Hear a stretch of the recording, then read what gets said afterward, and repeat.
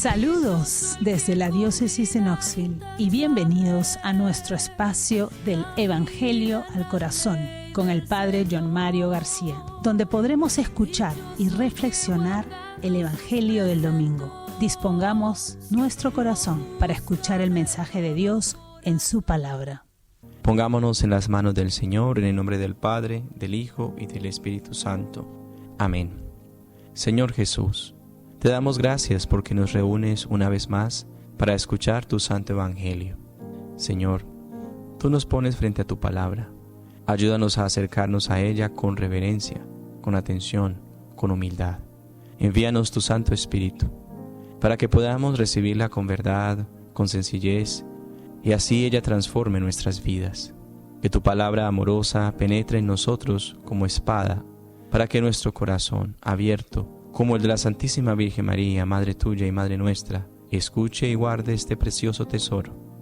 Y así, como en ella la palabra se hizo carne, también en nosotros esta palabra tuya se transforme en buenas obras según tu voluntad.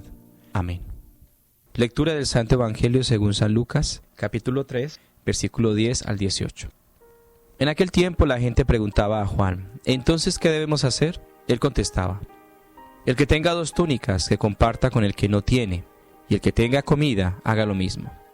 Vinieron también a bautizarse unos publicanos y le preguntaron: Maestro, ¿qué debemos hacer nosotros? Él les contestó: no exijan más de lo establecido. Unos soldados igualmente le preguntaron: ¿y nosotros qué debemos hacer? Él les contestó: no hagan extorsión, ni se aprovechen de nadie con falsas denuncias, sino conténtense con la paga. Como el pueblo estaba expectante y todos se preguntaban en su interior sobre Juan si no sería el Mesías, Juan le respondió dirigiéndose a todos: yo los bautizo con agua, pero el que viene es más fuerte que yo, a quien no merezco desatarle la correa de sus sandalias. Él los bautizará con Espíritu Santo y fuego. En su mano tiene el bieldo para aventar su parva, reunir su trigo en el granero y quemar la paja en una hoguera que no se apaga. Con estas y otras muchas exhortaciones anunciaba al pueblo el Evangelio. Palabra del Señor. Gloria a ti, Señor Jesús. Queridos hermanos, en este domingo celebramos el tercer domingo de Adviento. Hay ciertas preguntas en la vida que siguen siendo importantes para nosotros a lo largo de toda nuestra vida. Una de esas preguntas inicia nuestra lectura del Evangelio de hoy. ¿Qué debemos hacer? ¿Qué es lo correcto? ¿Qué es lo bueno? ¿Qué es lo que hay que hacer? Es una pregunta que nos hacemos a menudo. Si tenemos en el corazón el deseo de hacer lo correcto, lo mejor, esa pregunta siempre será importante para nosotros, pero también debemos seguirnos preguntando: ¿qué debemos hacer como iglesia, como sociedad? ¿Qué debemos hacer en la vida personal? Para nosotros, seguidores de Jesús, bautizados en Cristo, la pregunta ¿qué debo hacer? Se convierte en ¿qué quiere el Señor que haga? ¿Qué me pide el Señor? La respuesta a esa pregunta no siempre está fácil de encontrar. Puede que necesitemos orientación. Puede que necesitemos también hablar con alguien, con nuestro director espiritual, con nuestro sacerdote, con un amigo, que nos ayude a ver qué es lo que debemos hacer, qué es lo que el Señor nos pide aquí y ahora. La gente en la lectura del Evangelio de hoy buscó a Juan el Bautista como un guía. Él les dio una orientación muy clara. En primer lugar, pidió a todos que compartieran lo que les sobraba con los más necesitados. A continuación, dio orientaciones específicas a determinados grupos. Dijo a los recaudadores de impuestos que no defraudaran a la gente, que no cobraran más de lo establecido. A los soldados les dijo que no usaran su autoridad para intimidar a la gente. Había una guía general que se aplicaba a todos y luego había una guía específica que era relevante para grupos particulares. Juan era consciente de que la llamada a compartir, a dar generosamente a los demás, se expresaría de diferentes maneras para las diferentes personas, dependiendo de las circunstancias de vida de cada uno de ellos. Lo mismo ocurre con todos nosotros, queridos hermanos. La llamada del Señor en el Evangelio se dirige a cada uno de nosotros de manera particular y también de manera general. La llamada a amar a los demás como el Señor nos ha amado, a ser generosos en nuestro trato con los demás como el Señor ha sido generoso con nosotros, a perdonar como hemos sido perdonados en el Señor, a servir como hemos sido servidos en Él. Es una llamada general. Sin embargo, esa llamada general también tomará una forma concreta y diferente y particular para cada uno de nosotros, dependiendo de la situación en la que nos encontremos. Cada uno de nosotros tiene que averiguar qué significa concretamente para cada uno la llamada del Señor, en sus circunstancias, en su situación diferente, en su modo de vida diferente. Por eso la pregunta ¿qué debo hacer en mi situación particular? Que nadie más puede hacer por mí. ¿Qué es lo que debo hacer en este llamado del Señor? ¿Qué es lo que Él me llama a hacer? ¿Qué me pide el Señor personalmente aquí y ahora, en mi fe, en mi vida personal? La segunda lectura de hoy, queridos hermanos, está tomada de la carta de Pablo a los Filipenses y lo escribió desde la cárcel. Cuando leemos esta carta queda claro que Pablo se pregunta en la cárcel, ¿qué debo hacer?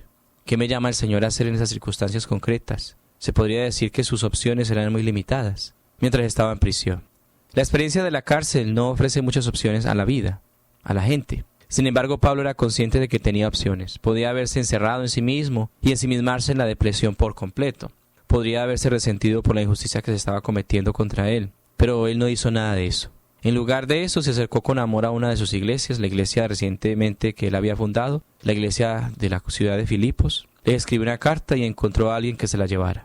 Es una carta desprovista de toda autocompasión y ensimismamiento.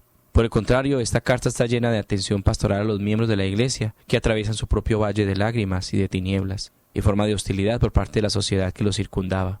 En un momento dado se dirige a ellos como ustedes, a quienes amo y anhelo, mi alegría y mi corona. A pesar de que su propia situación era muy poco prometedora, Pablo se acercó con amor a aquellas personas a los que sentía que eran suyos. Sabía lo que tenía que hacer y también sabía que tenían poder para hacerlo. Hacia el final de la carta dice, todo lo puedo en aquel que me fortalece. Pablo puede servirnos de inspiración a todos nosotros, hermanos, queridos hermanos y hermanas. El pequeño fragmento de su carta a los Filipenses que se nos ofrece en este domingo nos sugiere la importancia de la oración para ayudar a todos a discernir. La oración ayudó a Pablo a discernir lo que él tenía que hacer y le dio las fuerzas para hacerlo. Dice en su carta, si necesitan algo, pídanlo orando y dando gracias a Dios. Buscamos al Señor en la oración para que nos ayude a discernir qué es lo que debemos hacer, qué es lo que Él quiere que hagamos. Miramos al Señor no como a alguien alejado de nosotros, sino como a alguien que en palabras de Pablo en esta misma lectura está muy cerca. En palabras de la primera lectura del profeta Sofonías, el Señor, tu Dios, está en medio de ti. Si nos abrimos al Señor en la oración, Él nos guiará y orientará sobre lo que debemos hacer, y también nos dará, como a Pablo, la fuerza para hacerlo por medio del Espíritu Santo. Hermano, gasta más tiempo frente a la cruz, gasta más tiempo frente a las Sagradas Escrituras y menos frente a tu celular. Que Dios nos ayude a ser hombres y mujeres de oración, así sea.